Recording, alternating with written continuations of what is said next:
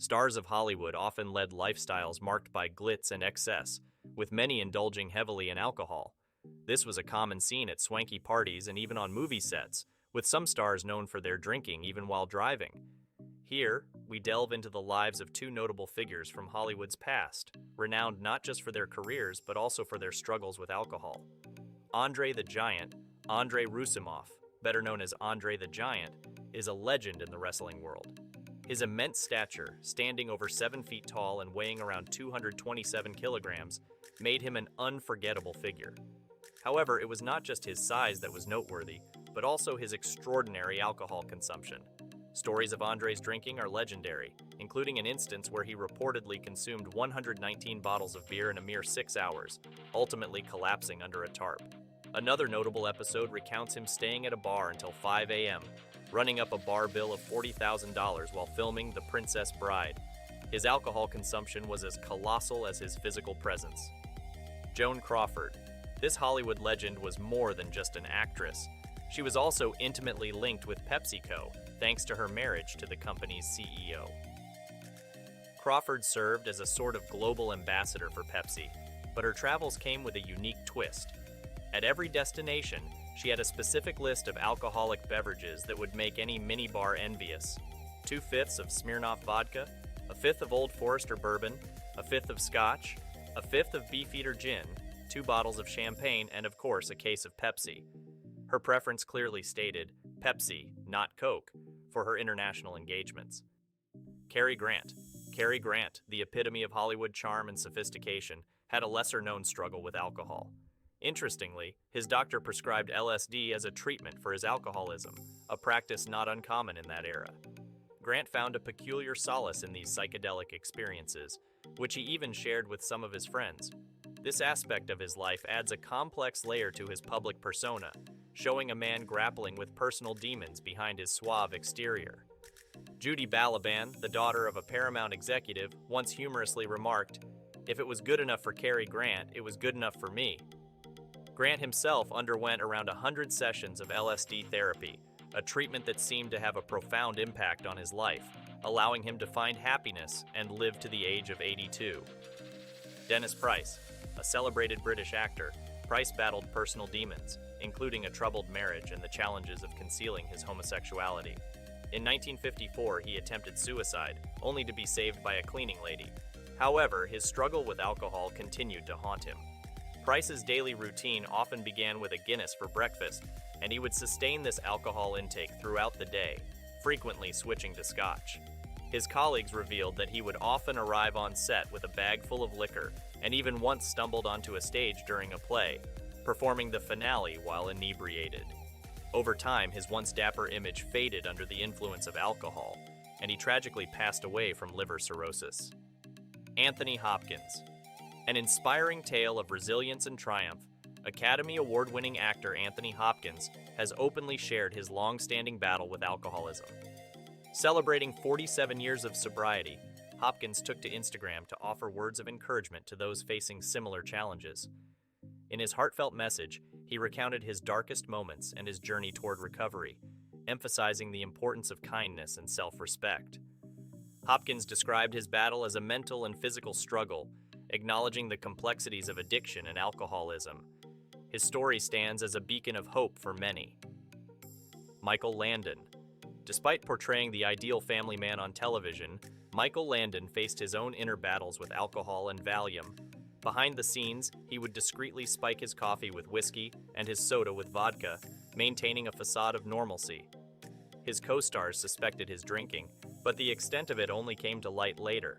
His TV daughter, Melissa Gilbert, reflected on how Landon's behavior influenced her, saying, "I'm sure he's one reason why I almost always picked men who smelled like alcohol." In addition to his alcohol and painkiller use, Landon was a heavy smoker, going through 4 packs of unfiltered cigarettes daily. Tragically, this lifestyle likely contributed to the pancreatic cancer that led to his premature death at 54. Robert Shaw. On the set of Jaws, actor Robert Shaw, who portrayed the character Quint, faced his own personal struggles. To cope with the demanding filming schedule, Shaw frequently turned to scotch, which led to tension between him and co-star Richard Dreyfuss. Shaw's alcoholism became a significant issue during production, affecting his interactions on set. In one notable incident, Dreyfuss, preferring Shaw's company when he was sober, took a glass of alcohol from Shaw's hand and threw it into the ocean, symbolizing the tension and challenges that Shaw's drinking brought to the set. Drew Barrymore. Thrust into the limelight at a young age, Drew Barrymore's life was a whirlwind of glamour and turmoil. She battled addiction early on, entering rehab at just 14 years old due to cocaine use. Alcohol also became a significant struggle for her. Barrymore has spoken openly about her challenges, acknowledging the relentless nature of her battle with addiction. She expressed her feelings of helplessness and the difficulty of overcoming what felt like an insurmountable obstacle, saying, "The drinking thing for me was a constant. You keep thinking you will master this thing, and it's getting the better of you." Glenn Ford. Ford's personal life was as dramatic as his on-screen roles.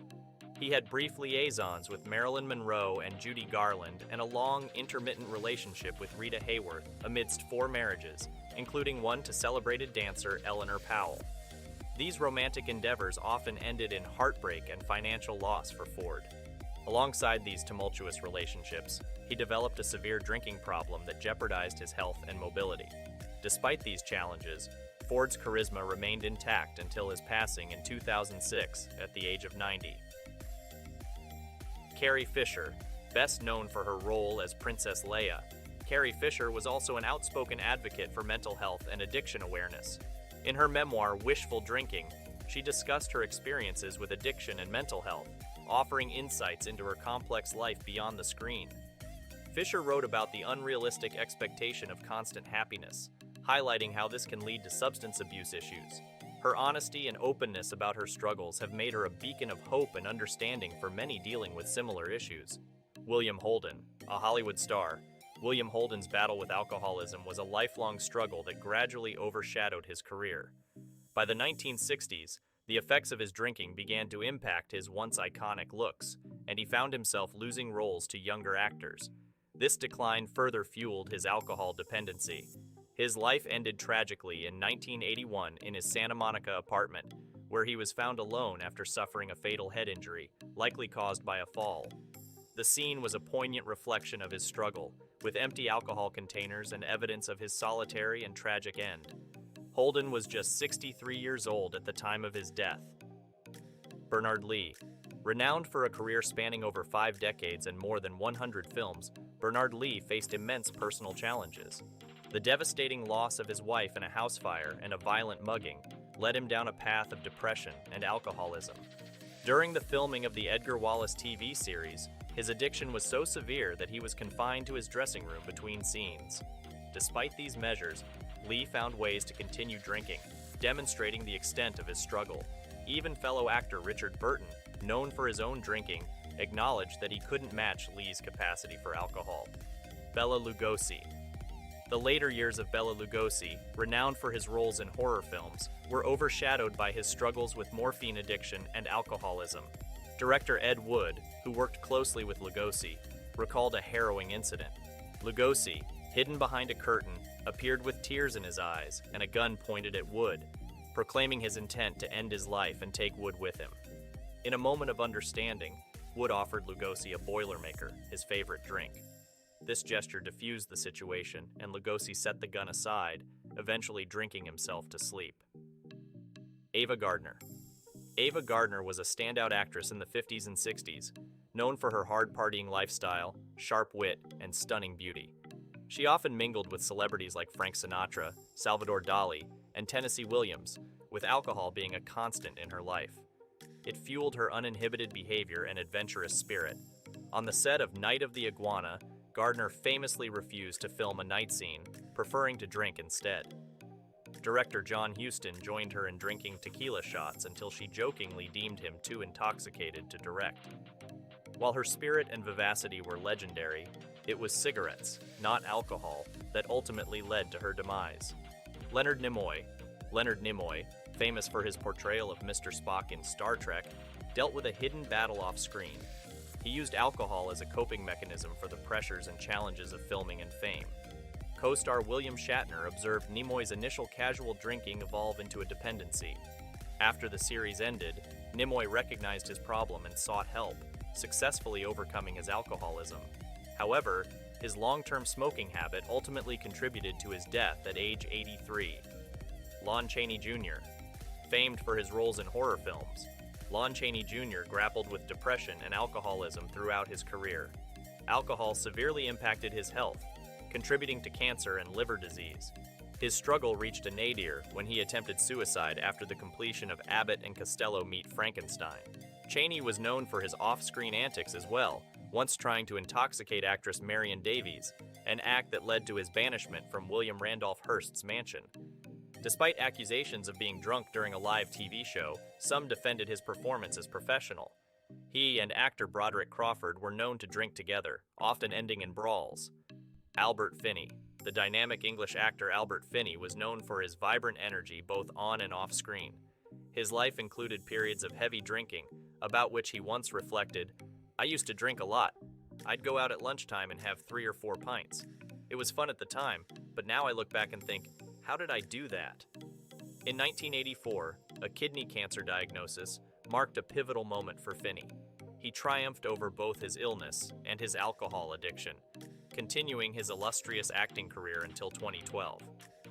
Finney passed away in 2019 at the age of 82, leaving behind a remarkable legacy.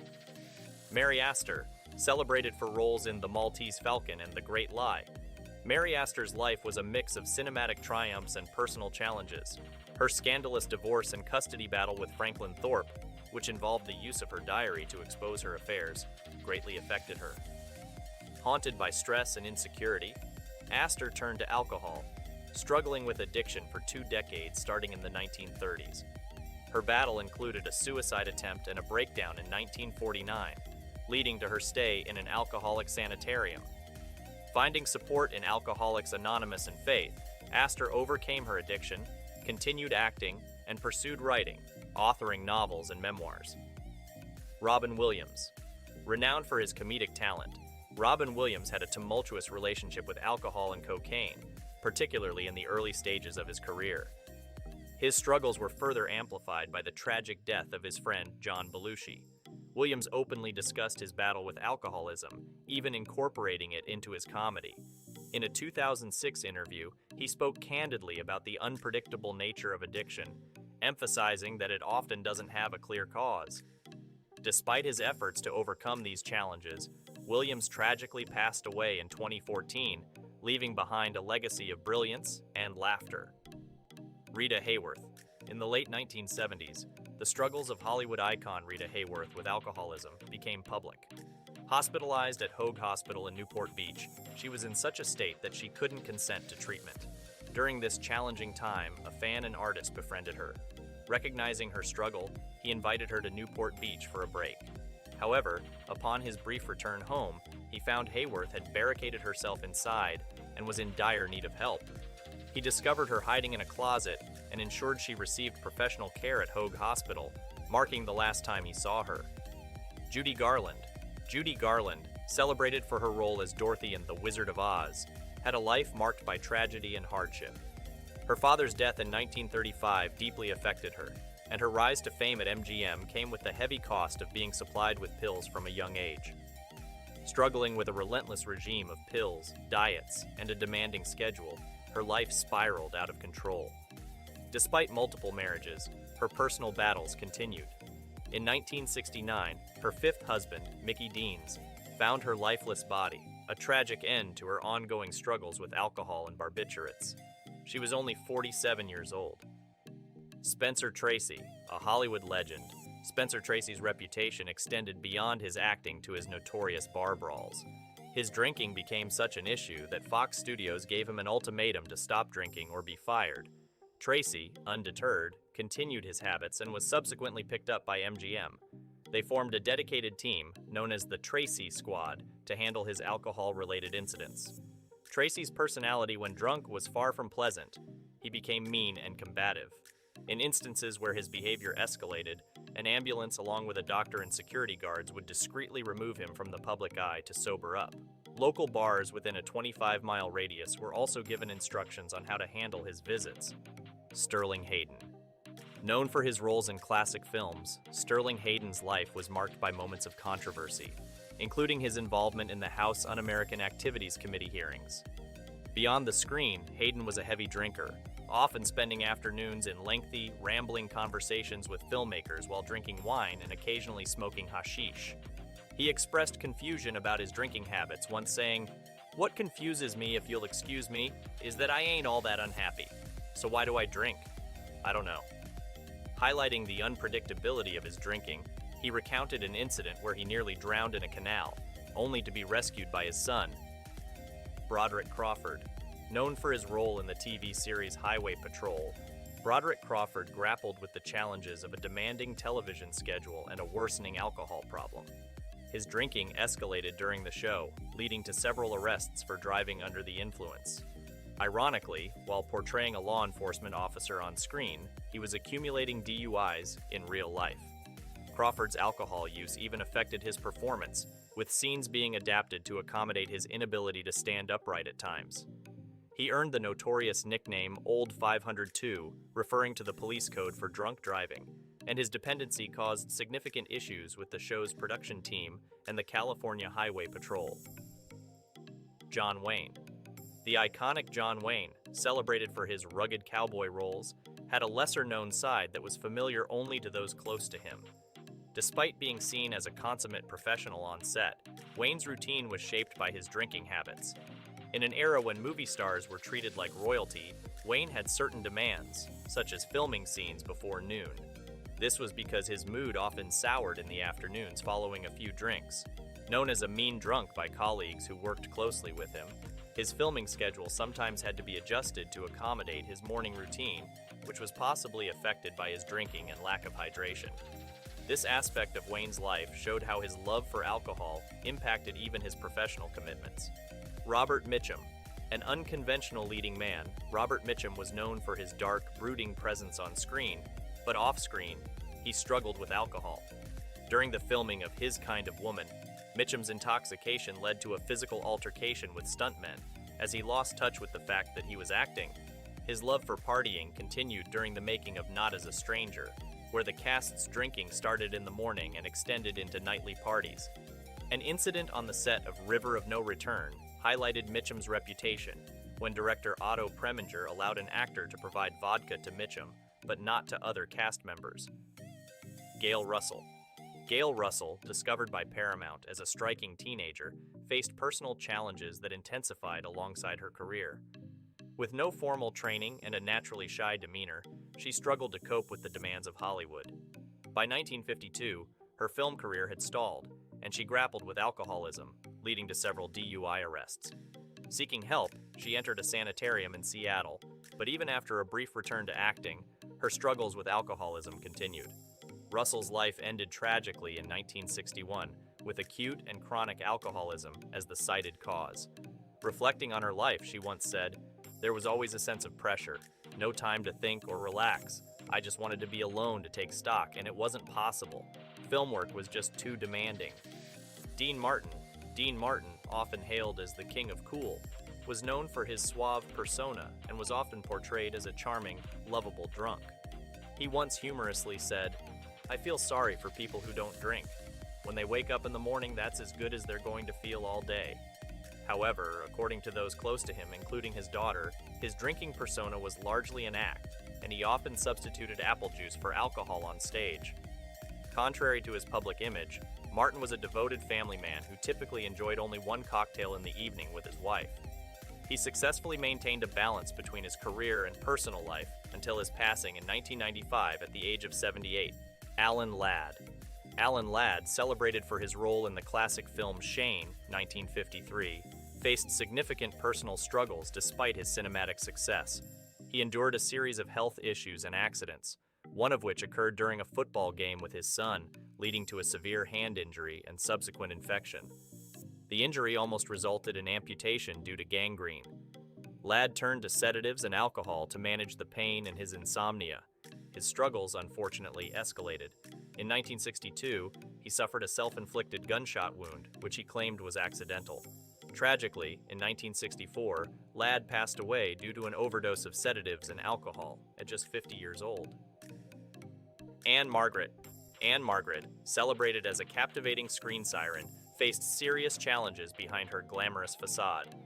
During the filming of RPM, in 1970, she grappled with severe alcoholism, partly fueled by anxiety over performing nude scenes. Her high-profile affair with Elvis Presley, marked by relentless partying, further exacerbated her struggles. By 1971, Anne Margaret reached a point where, as she later described, she was unable to separate fantasy from reality, often drinking a fifth of scotch, passing out, and repeating the cycle. However, in 1980, she made a pivotal decision to stop drinking. Her journey towards recovery is candidly shared in her autobiography, My Story. She demonstrated her commitment to sobriety in a 1982 interview by humorously declining a cocktail, saying, "I don't drink, but I do the hoochiku." Larry Hagman, best known for his role as J.R. Ewing in the TV series Dallas, Larry Hagman faced a serious battle with alcohol addiction, which significantly impacted his health and contributed to his death. His consumption was extreme, sometimes involving up to 5 bottles of champagne daily. This excessive drinking led to end-stage cirrhotic liver disease, greatly increasing his risk for cancer. Hagman described his routine during the height of Dallas, starting his mornings with champagne and continuing until noon. His health deteriorated to the point where he required a 16-hour liver transplant in 1995. Despite this intervention, the years of alcohol abuse had taken their toll, and Hagman sadly passed away in November 2012 due to complications from acute myeloid leukemia. Barbara Payton, former Hollywood starlet. Barbara Payton, known for her roles with James Cagney and Gary Cooper, suffered a tragic decline due to alcoholism. Despite her early success, her life was tumultuous, marred by troubled relationships, legal problems, shoplifting, and prostitution. Her struggle with alcoholism deepened in the 1960s, leading to a rapid downward spiral. After losing custody of her son and facing multiple legal issues, Payton's health rapidly declined. She passed away at the age of 39, her heart and liver failing after years of alcohol abuse. Orson Wells. Orson Wells, an iconic figure in cinema and theater, had a tumultuous relationship with alcohol, partly influenced by his father's alcoholism and his own feelings of guilt over their estranged relationship.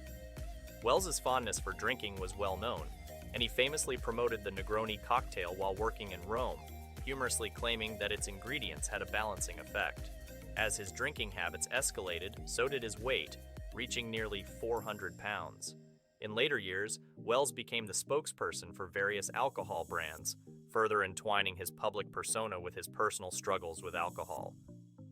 Paul Lynde, known for his roles on Bewitched and as the center square on Hollywood Squares.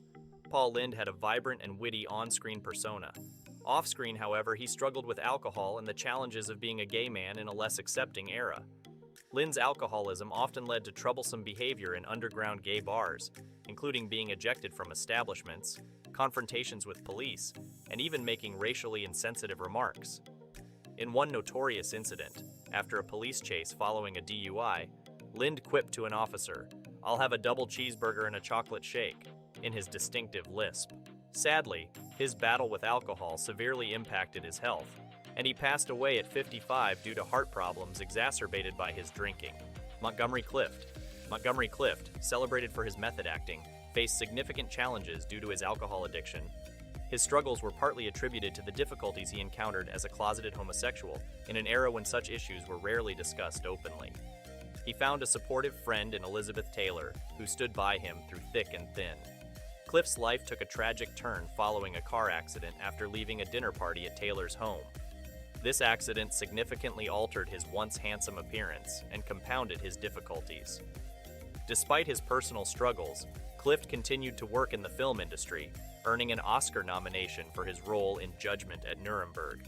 Unfortunately, his ongoing addiction and health issues led to his premature death at the age of 45.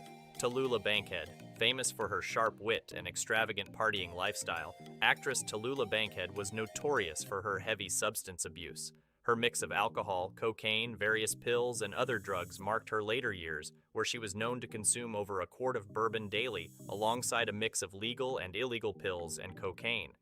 Her last words, codeine, bourbon, poignantly reflected her struggles with addiction. Born into an affluent family, Bankhead pursued acting and became a celebrated figure in both Broadway and film. Her time at the Algonquin Hotel in New York exposed her to a circle of heavy drinkers, including members of the Algonquin Round Table. Over the years, her substance abuse worsened, leading to a noticeable decline in her health and appearance. Marie Prévost. Canadian-American actress Marie Prévost tragically died on January 21, 1937, at the age of 40, a result of acute alcoholism. Her body was found 2 days later, prompted by her dog's incessant barking, which raised neighbors' concerns. Her room was littered with empty liquor bottles and a promissory note to Joan Crawford. Crawford, along with other Hollywood figures like Clark Gable and Barbara Stanwyck, attended her funeral and paid for the expenses. Prévost's estate was valued at merely $300. Her sad demise played a role in the founding of the Motion Picture and Television Country House and Hospital, an institution to aid industry professionals in need. Ethel Barrymore. A key member of the illustrious Barrymore acting dynasty, Ethel Barrymore faced her own challenges with alcohol. Despite her immense talent and success in theater and film, Ethel struggled with drinking from an early age. However, by the late 1930s, she had successfully overcome her alcohol problem and became a teetotaler, abstaining from alcohol entirely. Known as the First Lady of the American Theater, Barrymore enjoyed a career that spanned 6 decades, making significant contributions to both Broadway and the West End.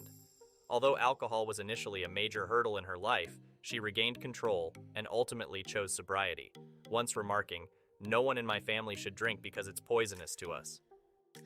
John Barrymore. A member of the famous Barrymore acting family, John Barrymore struggled with alcoholism from the young age of 14. His drinking worsened over the years, damaging his reputation and leading to a blacklist by major studios in the 1930s. Despite his acclaimed Shakespearean performances and roles like Mr. Hyde and Sherlock Holmes, his personal life and career suffered due to his heavy drinking. By 1936, his memory had deteriorated so much from alcohol abuse that he needed cue cards on set. His health declined rapidly, marked by cirrhosis, kidney disease, and chronic edema, leading to his death in 1942 at the age of 60. Clara Bow. Clara Bow, the quintessential it girl of the silent film era, was often the subject of sensational and scandalous stories, some of which were exaggerated or fictionalized. However, aspects of these tales about her unconventional and flamboyant lifestyle were rooted in truth. Emblematic of the flapper era, Bow was known for her vibrant partying habits and was frequently seen in bars, engaging in relationships with various men, including some who were married. One of the more substantiated stories involved Bow attending a party hosted by Paramount President B.P. Schulberg to celebrate a newly appointed judge. Reportedly arriving inebriated, she caused a stir by French kissing the judge in front of his wife and dancing with him until studio personnel escorted her out. Elizabeth Taylor. Elizabeth Taylor, famous for her stunning beauty and acting skills, also faced challenges with alcoholism and addiction to painkillers. In a groundbreaking move, she became the first celebrity to voluntarily enter the Betty Ford Center for Treatment in 1983. Her decision mirrored the journey of Betty Ford, the former First Lady, who established the center after her own recovery. Taylor's openness about her struggles served as an inspiration to many grappling silently with addiction. Her brave choice not only helped transform the perception of residential treatment, but also led her to become an advocate for AIDS awareness, prevention, and research. Frank Sinatra, legendary singer and entertainer. Frank Sinatra was renowned not only for his musical talent, but also for his daily consumption of Jack Daniel's whiskey, a practice he continued until the age of 80.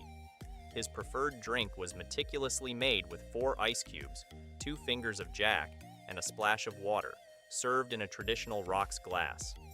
Sinatra's life was constantly in the limelight, and he seemed to embody the mantra, "The best is yet to come."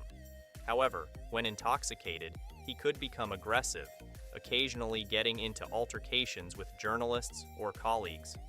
Sinatra was part of what was dubbed the American Olympic drinking team among Hollywood's elite. Despite his complex relationship with alcohol, Sinatra left a lasting legacy, passing away in 1998 at age 82. He was buried with a bottle of Jack Daniels, a nod to his lifelong preference. Richard Burton. Richard Burton, acclaimed for his acting prowess and his stormy relationship with Elizabeth Taylor, struggled with alcoholism throughout his life. Starting to drink at an early age, Burton's consumption escalated over the years. He once assured a director that he would limit his drinking to 1 bottle of vodka per day during filming. Burton claimed he was sober on 2 bottles, but often drank 3 or more. At the height of his addiction, he consumed up to 3 bottles of vodka daily, becoming notorious in Hollywood for his excessive drinking. Despite his addiction, Burton delivered memorable performances, including an Oscar-nominated role in Who's Afraid of Virginia Woolf. His drinking became particularly problematic during the filming of The Klansman in 1974, visibly affecting his balance and performance. Burton's prolonged battle with alcohol led him to seek treatment in rehab, but the years of heavy drinking had already caused significant damage to his liver and kidneys.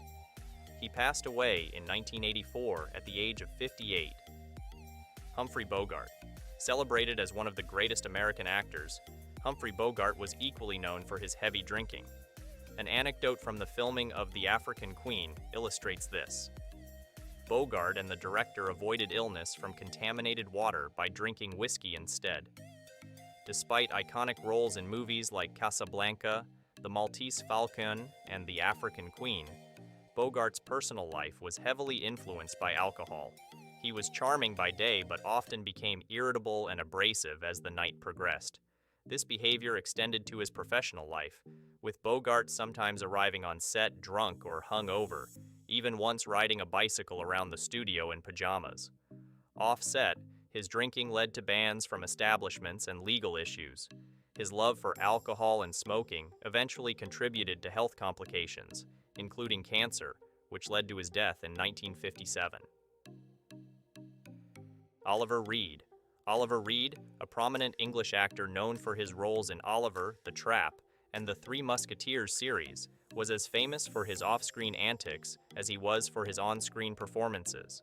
Reed's reputation for excessive drinking and wild behavior was legendary. He openly admitted to not living in a world of sobriety. David Hemmings, a fellow actor and producer, remarked that Reed could drink substantial amounts of alcohol and still engage in physically demanding activities. Reed's drinking records included consuming 126 pints of beer in a single day, followed by feats like performing a horizontal handstand on a bar. Reed's escapades often resulted in chaotic and sometimes violent situations. His unpredictable behavior included acts like playfully pretending to play rugby with a baby at a christening and publicly exposing his tattooed genitals, referring to it as his mighty mallet. Among his more outrageous stunts were climbing a chimney naked and urinating on a national flag. Sadly, Reed's life came to a premature end during the filming of Gladiator. He spent an evening consuming a significant amount of alcohol, including 8 bottles of beer, 3 bottles of rum, and several shots of whiskey, leading to a fatal heart attack. Reflecting on his life, Reed once expressed a singular regret, not having drank every pub dry and slept with every woman on the planet. His death was marked by the same larger-than-life spirit he lived by, passing away amid laughter during a lively night out. Errol Flynn.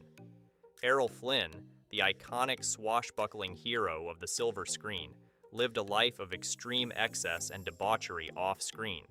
Known for his vodka-infused lifestyle, he would discreetly consume alcohol on film sets, even injecting vodka into oranges for a subtle daytime drink. His infamous lifestyle included womanizing, brawling, cocaine use, and a love of alcohol. Flynn and David Niven's Malibu residence was humorously nicknamed Cirrhosis by the Sea. His private boat parties were notorious for their wild mix of sex, alcohol, and cocaine. Despite health warnings, Flynn's excessive lifestyle led to his untimely death at 50 from a heart attack and cirrhosis. His life was a whirlwind of wild parties, substance abuse, and reckless actions, including getting rum drunk with Fidel Castro and causing the Warner Lot Bar to shut down due to his on-set drunkenness. Flynn's routine included vodka-infused Bloody Marys to disguise the smell of alcohol and snacking on vodka-soaked oranges. Richard Harris. Richard Harris, the renowned Irish actor, was part of the illustrious circle that included Peter O'Toole, Richard Burton, and Oliver Reed. Known for his exceptional acting talent and a tumultuous relationship with alcohol, Harris's youthful recklessness included crashing his father's delivery truck into a bridge after a pub visit.